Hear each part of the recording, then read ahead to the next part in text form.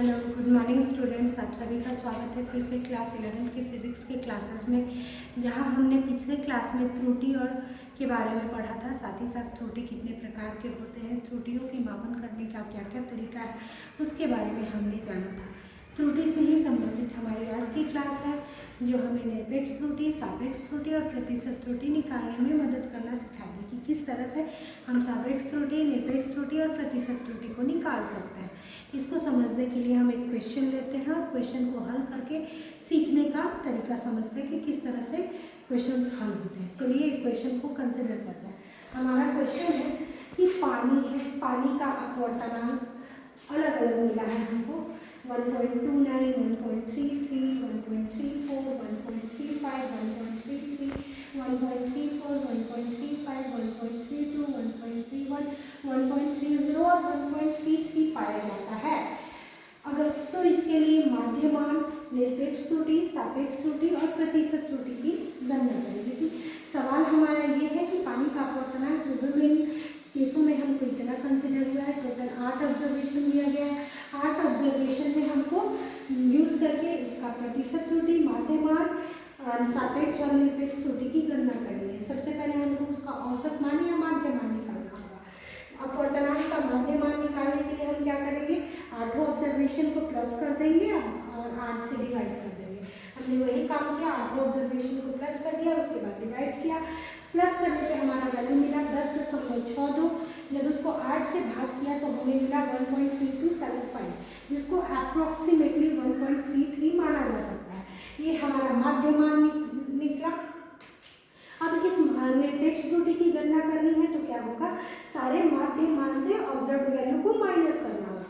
हमको उसके लिए सबसे पहले क्या करना होगा, जो मेरा 1.33 आया है उस डेल U1 निकालने के लिए 1.33 में से 1.29 को माइनस करना होगा। तो 1.33 में से 1.29 को माइनस कीजिएगा तो 0.04 आएगा। मैंने शॉर्ट में लिख दिया है। डेल पॉइंट दूसरा U2 का मान निकालने के लिए फिर 1.33 में से हम 1.33 को ही माइनस करेंगे तो मेरा रिजल्ट कितना आ जाएगा, 0.00।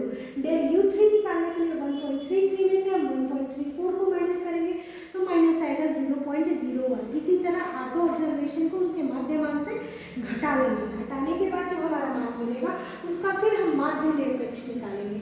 जो हमारा 8 ऑब्जर्वेशन को माइनस करके औसत मान निकल रहा है उसमें से 8 को माइनस किए फिर 8 से डिवाइड किया, हमारा वैल्यू निकल के आता है 0.0175 और इसको अप्रॉक्सीमेटली इक्वल मान लेते हैं 0.02 के। जो 0.02 वैल्यू मिला हमको डेल U मीन का मान निकला, यानी हमको निरपेक्ष वैल्यू का मान मिला। अब हम सापेक्ष त्रुटि कैलकुलेट करना चाहेंगे। सापेक्ष त्रुटि बराबर होता है डेल U मीन, दोनों मानों का अनुपात होता है।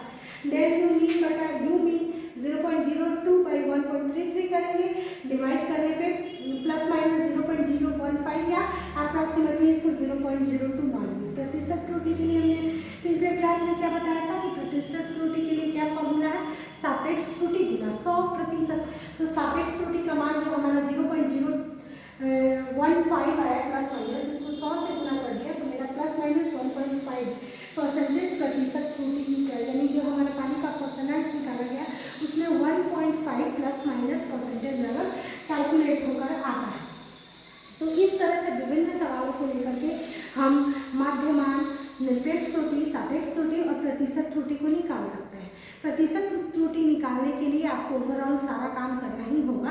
निरपेक्ष त्रुटि निकालना होगा, सापेक्ष त्रुटि निकालना होगा, उसके बाद आप प्रतिशत निकाल सकते हैं, क्योंकि प्रतिशत त्रुटि निकालने के लिए सूत्र ही है सापेक्ष त्रुटि गुना 100%।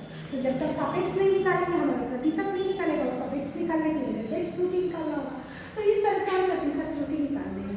एक बड़ा ही मोस्ट इंपॉर्टेंट क्वेश्चन है हमारे NCERT के बुक में, आपके पाठ्य पुस्तक में लास्ट में क्वेश्चन दिया हुआ प्रतिशत त्रुटि से संबंधित, बड़ा इंपॉर्टेंट है। बहुत सारा कॉम्पिटिटिव एग्जाम में इस क्वेश्चन को पूछा जाता है।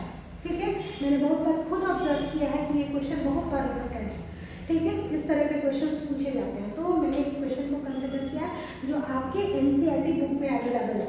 सवाल है कि एक भौतिक राशि है P जिसमें 4 मापने योग्य मात्रा A, B, C और D से संबंधित है।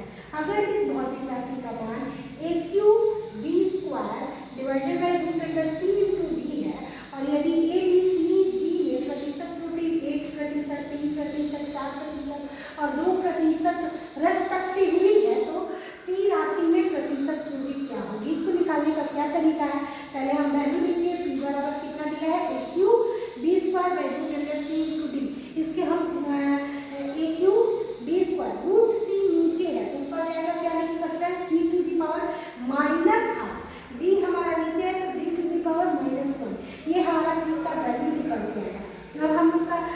परसेंटेज त्रुटि हमारे परसेंटेज दे दिया है, तो डेल पी बाई पी, ये 3 जो है वो आगे आ जाता है और डेल ए बाई ए लिख देते हैं। ये 2 जो होगा वो आगे आ जाएगा, डेल बी बाई बी लिख देंगे, प्लस ये माइनस जो है ये तो रूट का ऊपर चला गया है, प्लस माइनस नहीं कंसिडर करेंगे, half del C by C plus del D by del लेंगे। डेल ए बाई ए का मान दे दिया है 1%, डेल बी बाई बी का मान दे दिया है 3%, डेल सी बाई सी का मान दे दिया है 4% और डेल डी बाई डी का मान दे दिया है 2%। सबको गणना किए, डेल पी बाई पी हो गया 3 × 1 + 2 × 3 + ½ × 4, यहाँ 2 कट जाएगा +2, सबको ऐड किए 3 + 6 + 2 + 4, 2 + 2 टोटल निकल के आया 13%। इस तरह से शॉर्ट वे से आप बहुत निकाल सकते हैं प्रतिशत त्रुटि। एक बड़ा ही और इम्पोर्टेंट क्वेश्चन है, बहुत सारे कॉम्पिटिटिव एग्जाम में मैंने देखा है, हमारा जो केमिस्ट्री में भी आपने पढ़ा होगा वॉन डेर वाल इक्वेशन के बारे में। ये गैस से संबंधित इक्वेशन है जो कहता है कि P + an² bracket clause V - mP = nRT। अगर एक ये समीकरण है जहाँ P हमारा प्रेशर है, A हमारा जो है वो प्रेशर कांस्टेंट है, B हमारा वॉल्यूम कांस्टेंट है, V वॉल्यूम है, N जो है नंबर ऑफ मोल्स है, R गैस कांस्टेंट है, T टेम्परेचर, ये सारे टर्म्स है वॉन डेर वाल इक्वेशन में। अगर ये वॉन डेर वाल इक्वेशन आपको दे दिया जाए और A और B में यानी वॉल्यूम कांस्टेंट और प्रेशर कांस्टेंट में प्रतिशत त्रुटि कितनी निकालनी हो, तो कैसे आप निकालेंगे, इसको हल कीजिए और हमें बताइए। अगर कहीं से त्रुटि रह जाती है फिर भी, तो फिर अगले क्लास में हम इसको डील करेंगे। Thank you.